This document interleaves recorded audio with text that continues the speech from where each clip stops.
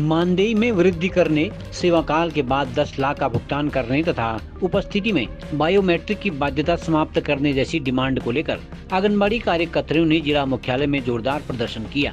आंगनबाड़ी कार्यकर्ताओं ने कहा कि उन्हें न्यूनतम वेतनमान में 12 घंटे से अधिक काम कराया जा रहा है। उन्होंने कहा कि मानदेय हटाकर उन्हें वेतनभोगी कर्मचारी बनाया जाए। पोषण ट्रैकर ऐप में आ रही दिक्कतों से भी उन्होंने जिलाधिकारी को अवगत कराया। उन्होंने चेतावनी दी कि यदि समस्याओं का निदान नहीं किया गया तो आंदोलन तेज किया जाएगा।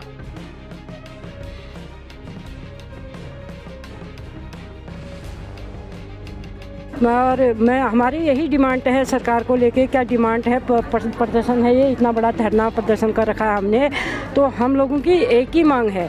सबसे पहले है तो हमारा मुद्दा है मानदेय 140 रुपया राज्य सरकार से और 150 रुपया केंद्र सरकार से। बस यही मुख्य मांगे है हमारी। और दूसरा मुद्दा है हमारा कि ये भी है एक मुद्दा हमारा 3 जो हमारा इसमें मुख्य मुद्दा वो 300 रुपया जो काट रहे हैं। उन्होंने बोला कि 300 रुपया हम काटेंगे, हम 1 लाख रुपया देंगे किस पे, जब हम रिटायरमेंट पे बात आई।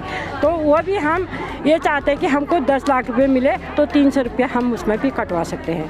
पोषण ट्रैकर वाला मसला क्या है? पोषण ट्रैकर वाला मसला हमारा ये है कि उसमें बहुत सारी दिक्कतें आ रही हैं। जैसे हम KYC करते हैं और फोटो कैप्चरिंग करते हैं तो वह जो है समय समय पर ख़राब होते रहता है। तो हमारी तरफ मेरी तरफ से तो ये मांग है कि वो पोषण ट्रैकर बंद ही करते सरकार। आज हम यहाँ बागेश्वर DM कोर्ट में जो है अब हमारी तीनों ब्लॉकों की आंगनबाड़ी बहनें जो पहुँची हुई हैं और हम लोगों की जो मुख्य मांग के ये है कि मानदेय 24 घंटा काम करके सरकार जो है हमको एक अल्प मानदेय हमको देती है। महीने में 9,000 रुपया हमको मानदेय मिलता है। 9,000 रुपये में हम अपने बच्चे को नहीं खिला पा रहे हैं और हम क्या काम करेंगे। और काम का इतना दबाव सरकार ने हमको दे दिया है कि दिन पर दिन हमारे ऊपर काम का दबाव बढ़ते जा रहा है।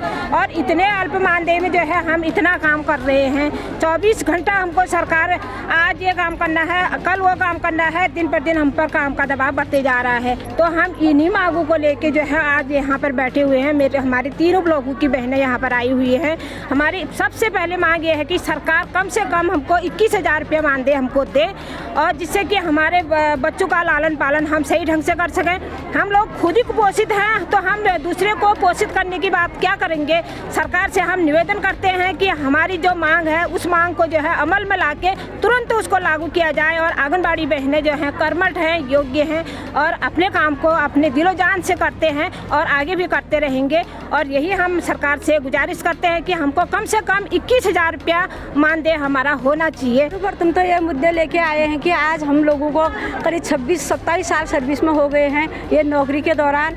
और हमारा मानदेय जो है ये बिल्कुल भी एक मजदूर के बराबर हमारा मानदेय नहीं है। वो भी प्रतिदिन के 1,000 रुपया प्रतिदिन दिहाड़ी लेता है। और हमें हमारी धार्मिक सरकार और केंद्र सरकार और राज्य सरकार दोनों सरकारों से हमारा ये रिक्वेस्ट है कि हमारा मानदेय बढ़ाया जाए और जिसमें हम अपने बच्चों का लालन पालन सही ढंग से कर सकें। और मेन कारण यह है कि हम सुबह 8 बजे 7:30 बजे हमारा पोषण ट्रैकर खुलता है तो 7:30 बजे से हम शुरू होते हैं। रात के 10 बजे हमारा पोषण ट्रैकर बंद होता है। तो रात 10 बजे तक हम अपना पोषण ट्रैकर पर काम करते हैं। और हर महीने ये THR आ रहा है बाहर से, तो उस THR को बांटने में हमें इतनी समस्या हो रही है कि हर महीने हमको उसका फेस कैप्चर करना पड़ता है लाभार्थी का। और लाभार्थी अपनी गर्भवती महिला है, धात्री महिला है, उसका बच्चा होए रहता है। वो 6 महीने तक उसको यहाँ से रोड से मतलब 2 किलोमीटर 3 किलोमीटर लेने आना पड़ता है पोषाहार। तो उसी समय उसका फेस कैप्चर करो कह रहे। और जब वो वहाँ नहीं आई पोषाहार लेने नहीं पहुँची तो हम घर जाके फिर हमको उसका घर जाना पड़ता है। हमको पूरे सुबह 7:30 बजे से हम ऑनलाइन रहते हैं ये पोषण ट्रैकर के उसमें।